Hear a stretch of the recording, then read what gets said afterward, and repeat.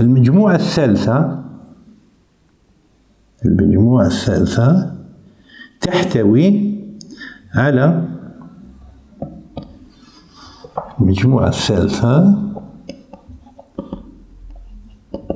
تحتوي على خلايا بيضية للضفدع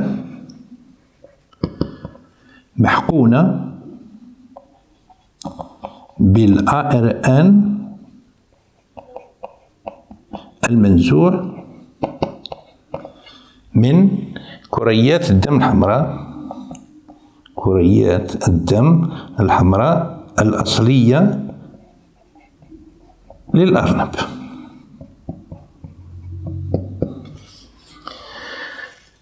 إذن نحضر 3 مجموعات من الخلايا. هذه المجموعات من الخلايا نضعها في أوساط تحتوي على أحماض أمينية مشعة، ثم نستخلص البروتينات التي شكلتها كل مجموعة بتقنية التسجيل الكروماتوغرافي، ونقدر كمية الإشعاع، فنجد النتائج التالية. في المجموعة الأولى، المجموعة 1، هنا الأجزاء البروتينية المفصولة، وهنا كمية الإشعاع بدقة الدقيقة. نجدو مثلا هنا عندنا 20.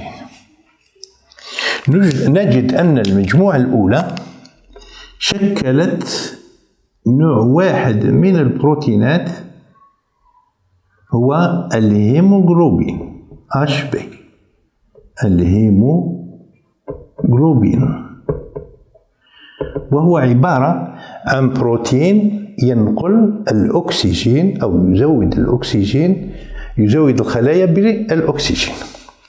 المجموعة الثانية وهي الخلايا البيضية، هذه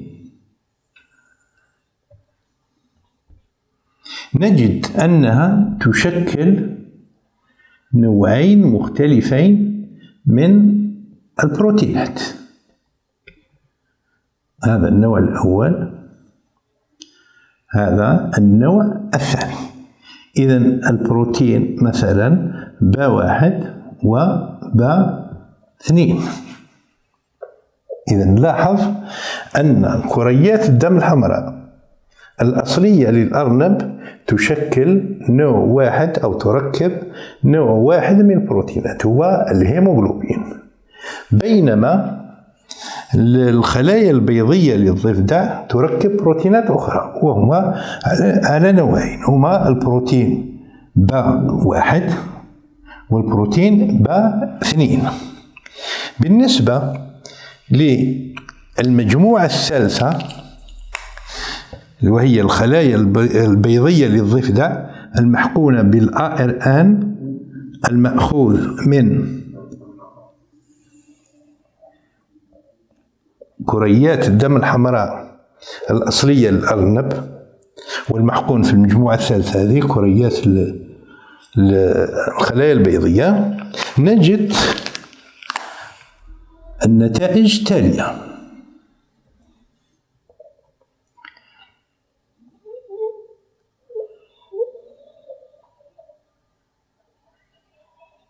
إذا نلاحظ أن هذه الخلايا تركب إضافة إلى البروتينين B1 و B2 أصبحت قادرة على تركيب بروتين الهيموغلوبين HB.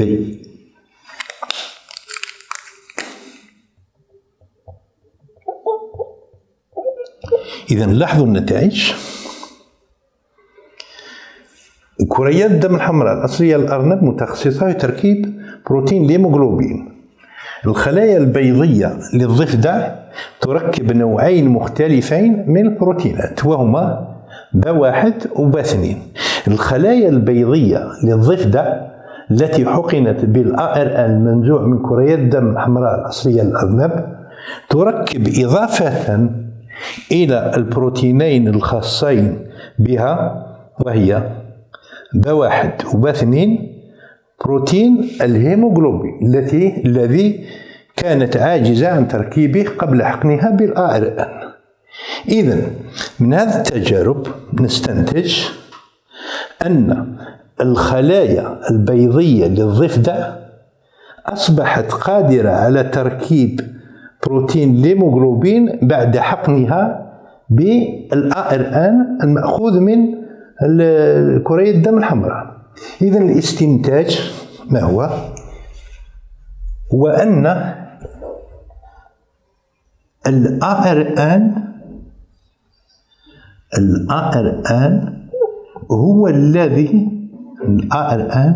هو الذي يحدد نوع البروتين المركب. الARN الA هو أسيد، والR ريبو، إذن أسيد ريبو، والآن نيوكلييك. إذن هو الحمض النووي الريبي، الحمض النووي الريبي. إذن النتيجة التي استخلصناها من التجربة الأولى أن الذي يحدد نوع البروتين المركب هو الARN.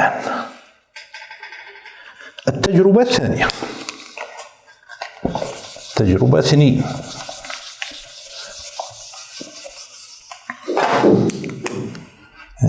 تجربة 2. في هذه التجربة نستعمل اليوراسيل المشع، اليوراسيل المشع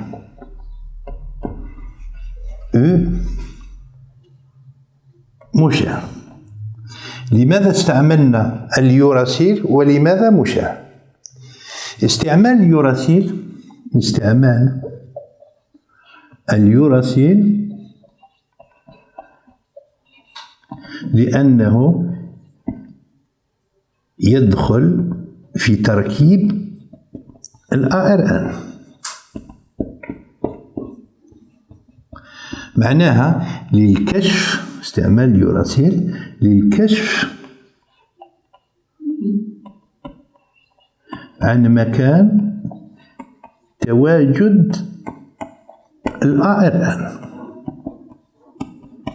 ثم استعمال الإشعاع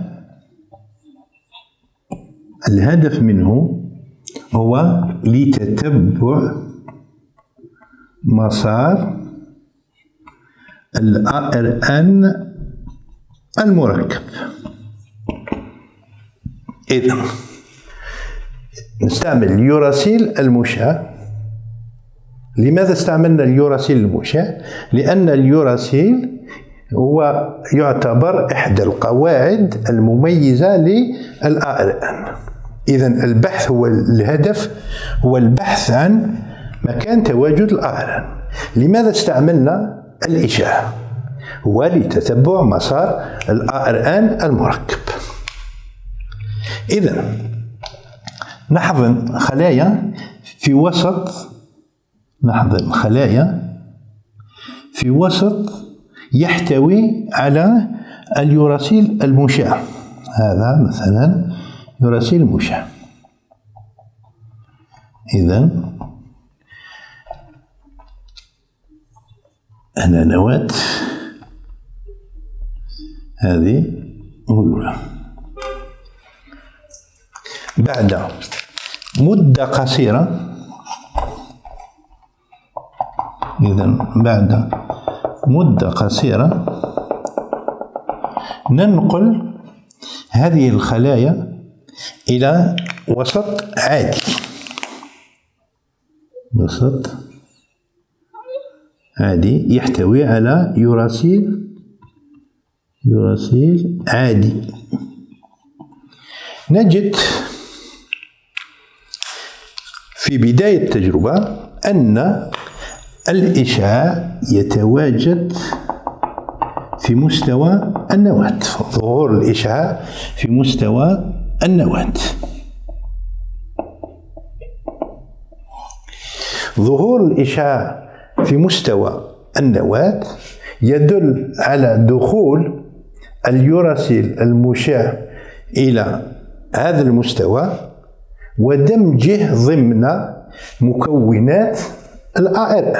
إذن الARN يتركب في مستوى النواة انطلاقا من هذه القاعدة الأزوتية المتمثلة في اليوراسيل. بعد مدة أطول نجد أن الإشعاع يظهر في مستوى الهيولة. إذن الإشعاع يظهر في مستوى الهيولة، هذه في الزمن 1 وهذه في الزمن 2.